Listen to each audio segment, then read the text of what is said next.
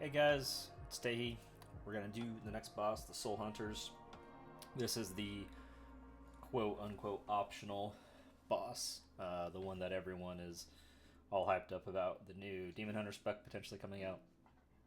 Um, this fight seems pretty cool and might be really good, might be really bad, not sure. There's a lot of questions that I still have about the fight that I can't get answered from the Wowhead posting of all the possibilities. But the first thing we should probably do is make sure you guys know which boss is which. So Adaris is this hooded figure guy. He's the new Demon Hunter spec. Velarin, the redhead Night Elf girl, is the Havoc. And the masked white-haired one is the Vengeance Demon Hunter. We're just going to do this, look at each boss individually. I think this is the first boss that potentially has the capability of having really difficult boss overlaps. But I would hope, since one is the fifth boss, which can either be super difficult or mediocre difficulty, raid to raid, like Sprocket, good difficulty. Ovanax, really comp dependent. Having a comp made it easier versus made it more difficult. And yeah, so but since it's optional, I would hope it's not going to be super difficult. But it definitely has the capability of having terrible ability overlaps. So we're going to start with the new guy, Adaris. So what he has going on is this ability called Devourer's Ire. And what that does is he's going to throw out orbs. These need to be caught. It's going to leave behind a debuff, which increases the physical damage you take by 100%, so it means it can't be caught by tanks. It is dispellable, and when you do dispel it off a player, it is raid-wide damage. As this ticks and the dot does damage, it leaves a stack of a debuff behind, which increases the damage you take by this by, I think it's 20%, and the debuff lasts for 1 minute.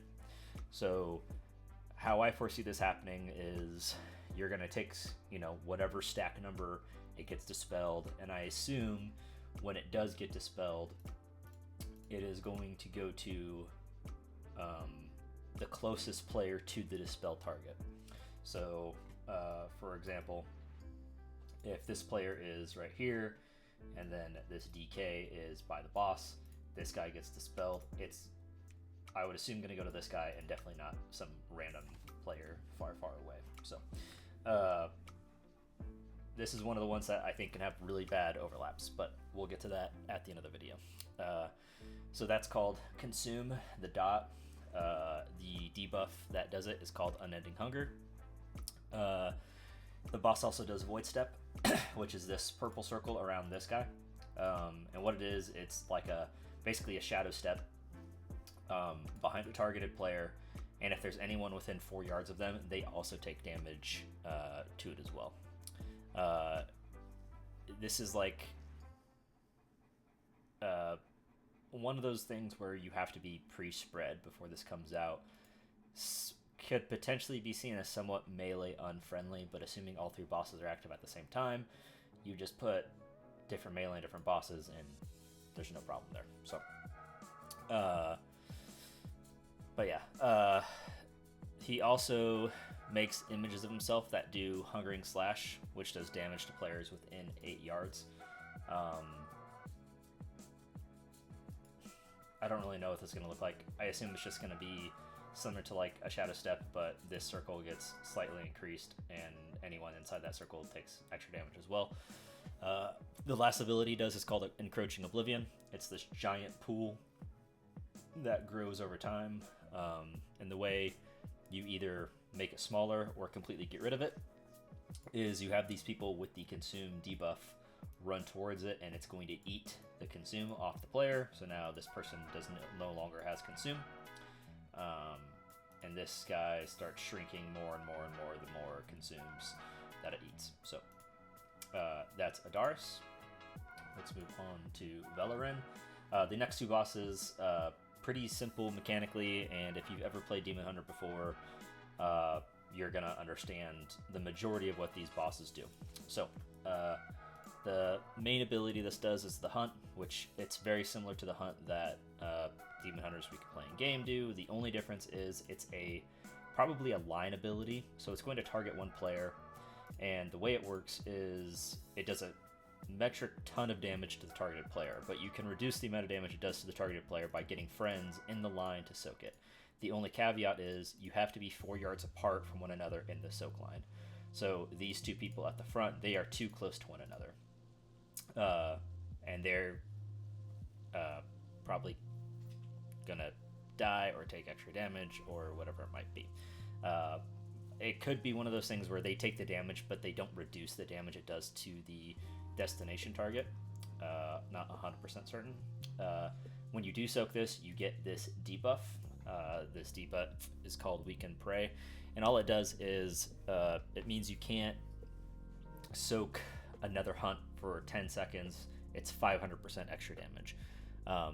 But the debuff only lasts 10 seconds, which kind of makes me think she's going to do, let's say, a hunt to here, and let's say immediately after that hunt, there's a player over here, and then she's going to hunt over here, and then there's another player over here, and then she's going to hunt over here. So it's going to be like, multiple hunts in a row. So it's going to be very much on the fly, get in and help soak, but you obviously can't have too many people soak at a time because then you're not going to have enough people soak by the end of it, and it's just a downhill fall from there. Also does Blade Dance, just it's normal Blade Dance that Havoc Demon Hunter does. The tank mechanic this one does, I should have mentioned, on Adaris there is no tank hit ability. So I'm pretty sure, and we'll get this to the end of the videos, one of the questions I have is, when you tank this, this is going to be held by one tank the entire time, and the other two get taunt swamped off. The reason a taunt swamp has to occur is Valoran does an I-beam, which is the tank hit ability. It ticks every half a second for 4.5 seconds, something along those lines. And for every tick you take, it increases the damage you take by I-beam and Fellblade, which is the follow-up ability to I-beam, by 15%. So you don't want to be taking too many hits of this. You might have to take all of them if you're on the tank, but if it's anything like Havoc Demon Hunters that we can play, when she starts I-beaming, she's static and she cannot move anymore. So if you can step out of it as a tank, then, more power to you. But yeah, leaves behind this Fell Singe debuff. As soon as this I-beam is over, she's going to Fellblade to her target. So it makes me believe that the way the taunt swap is going to work is while she's in the middle of this I-beam, the other tank that is talking, the next boss we'll talk about, Alyssa, has to taunt off now so that the Fellblade comes to this new tank. That makes sense to me. Maybe you just have to eat this Fellblade as the active tank with this Fell Singe debuff that's going to increase the damage you take from the Fellblade. We'll find out in PTR testing, but that's what makes the most sense to me. The last thing that she does is called Fell Inferno. It's kind of difficult to understand what they're trying to get at in Wowhead article for this. It says pillars of flame kind of erupt, so I'm just kind of assuming she's gonna grow these red flame pillars around the room, and you just have to dodge them and not touch them, or you take extra damage, and that's it. It sounds like she's gonna spawn multiple of these around the room, and the more that spawn, the more of a healer dot it's going to put on the entire raid. So somewhat of a rush against time. The last boss, Alyssa, is the Vengeance Demon Hunter of them, and she actually has the least amount of abilities. So she does Fracture like a normal Vengeance Demon Hunter. The difference between this is when it hits the tank with Fracture, it's going to leave a debuff called Frailty. And Frailty is when you get hit by Fracture, you lose a soul. And until it gets collected by a different player, so you as a tank cannot go collect your own soul, someone else has to go collect it for you, you're going to take 33% reduced healing, and this stacks. So I'm pretty sure it's only going to be 1 soul's lost per hit, but if it is 2, then that means right off the bat, you have a 66% healing debuff. If for some reason it's every time you hit by Fracture, it's 3 souls pop out of you, then you cannot be healed until all 3 get collected. which in my opinion would actually be super, super fun. Very punishing, but very fun. And essentially you need your raid team to be on top of help keeping you alive as a demon hunter. If you die as a tank, it's either you didn't have a defensive for this fracture, or people didn't collect your souls fast enough, so you just literally could not be healed. So this seems like a super fun tank mechanic, but also probably not fun for the tank because they are depending on other people to help keep them alive. The next thing it does is Spirit Bomb. It's still AoE, just like a Vengeance Demon Hunter Spirit Bomb is. I'm not sure, reading the tooltip, if it's raid-wide damage or just within a certain like area, like a certain circle, if it's damage to those people in the circle or entirely raid-wide. But when it does, it applies a debuff called Soul Crush, which is a healing absorb that goes on anyone hit by it. So if that's the circle, just people in the circle. If it's raid-wide, then everyone in the raid gets the healing absorb. And if there are any souls that are uncollected when this goes off, they are destroyed, and that is really, really bad. So if you allow these to go off, it's gonna put a debuff on every single player called Expulsed Soul, which is just a massive amount of damage to all players, along with a dot that ticks every half a second for 20 seconds and stacks. So if there's multiple souls around, it's going to hit even harder. So collect the souls and everyone's going to be just fine. Also does Immolation Aura. It's normal Immolation Aura. The only difference is it's not proximity based. It sounds like it's going to be raid wide. Every boss has their own intermission, and they go into meta, which is pretty damn cool if you ask me.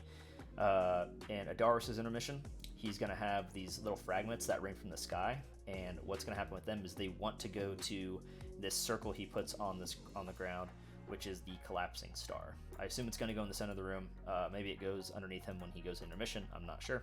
But essentially, you need to have your players catch these fragments before they reach the middle. If they fail to catch them, it's raid-wide damage. When they do collect them, it just does damage to them and leaves a dot behind, and it stacks. So if you are this player and you collect like 4 fragments, you're going to have 4 stacks of that dot on you. Seems like a pretty good immunity type situation, just from the sounds of it. We'll see how it plays out. But that is the entirety of his intermission. His intermission ends, I assume, when the star blows up, which is after, however many seconds. So, Velarin's intermission is she's going to make copies of herself, no idea how many, and they just start fell rushing everywhere. So just dodge the fell rushes. There's also this tether called Soul Tether that's going to bind people in the raid together. I don't know if it's the entire raid or just some of the raid team together. And it's kind of like the third boss of Floodgate. So if you run too far away from your friends, it's going to snap you right back to the rest of the group. You do have a 15-yard range you can run away from one another, but that's about it. So that means when you dodge these fell rushes, you have to do it semi-coordinated. So just on the fly, this might be difficult to learn. This may take a few pulls of doing this intermission to get everyone super comfortable with it. But this will take a semi-decent amount of coordination. The last intermission is Alyssa's, and she does Fell Devastation, which I assume is just going to be this little frontal cone. If you get hit by it, it does damage and it's going to slow you. It stacks up, and it's a 2% slow for every stack you take. I believe it can put 9 to 10 stacks on you total, and it's a 2% slow for 10 seconds. The other thing it does is this Infernal Strike, which I assume it says it's an 18-yard area, so I assume it's going to be just a giant circle that you have to step out of.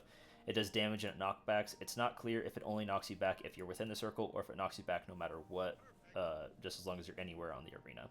And then also Soul Tether still exists, so same thing as we just talked about with Velarin. If you run too far away, you get snapped back to your friends. So so when it comes to this boss, there's a lot of difficulties and questions I have.